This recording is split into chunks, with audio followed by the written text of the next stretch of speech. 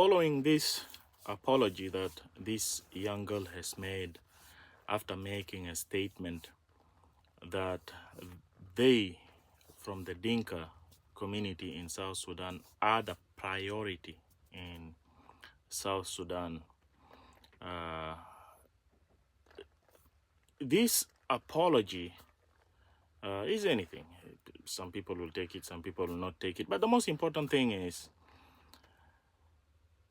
the fact that she confirmed or is just affirming to so many incidences and so many statements that have been made before that suggest something similar.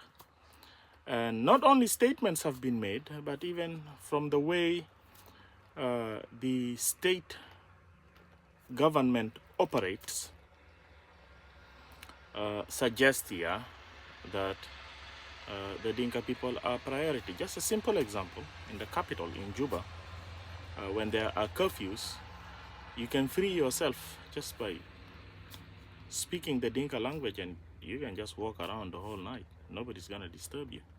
While the rest of people who are non-Dinka cannot just step out of their doors. Some people actually, we hear that they, because I'm in diaspora, I'm not there, they even pee in containers, especially if their toilets are outside the main building.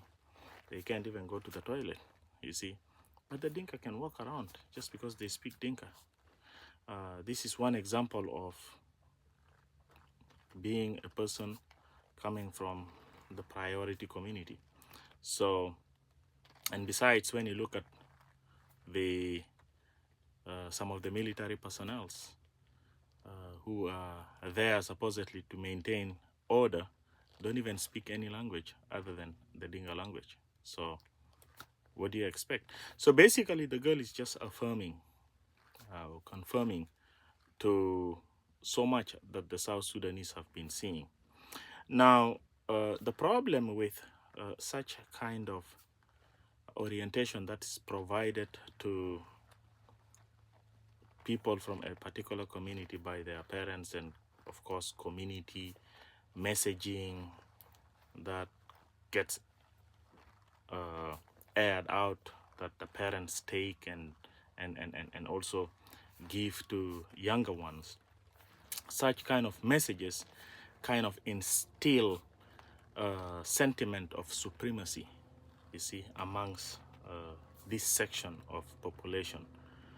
And as such kind of information gets pumped to this section of community, giving them the sense of supremacy, this affects, by the way, this affects every layer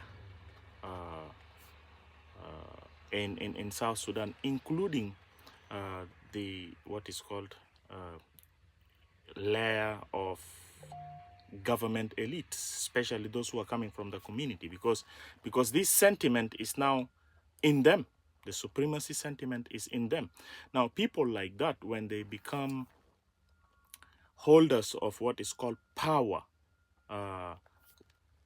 when they hold power of the state, or they find themselves in government seats, and they are in control of what is called the state structures, and they are from within having such kind of superiority feelings, all right, superiority sentiment coming from them, then the way they will be even governing or directing the state will make those who are not coming from their community to suffer.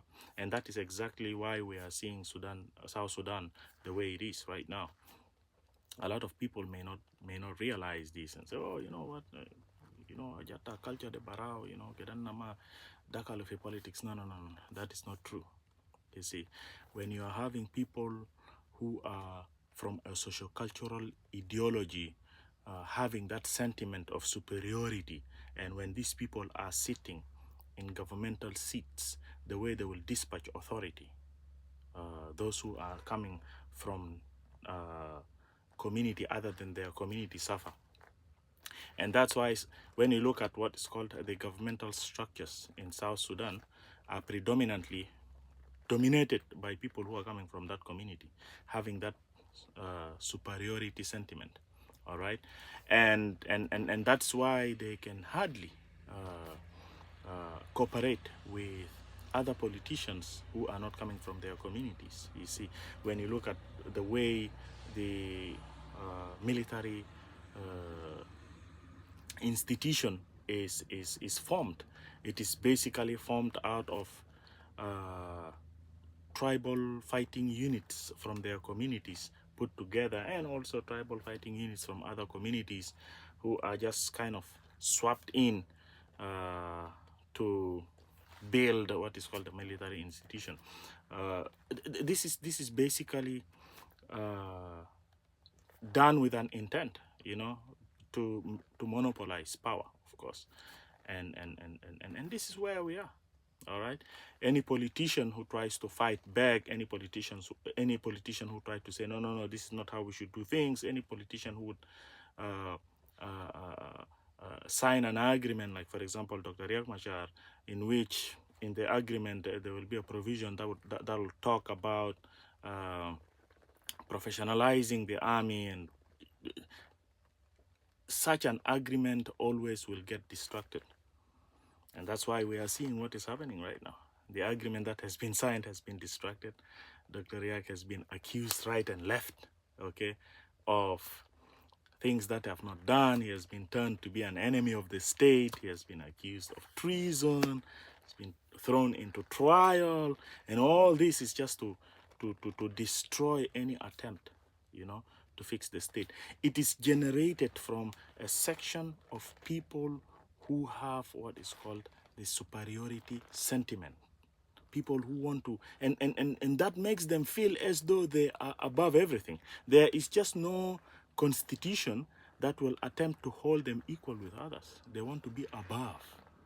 It's very, very hard to form a social contract with such kind of people. This is just food for thought for South Sudanese. In order to solve such kind of a problem, you really have to think hard.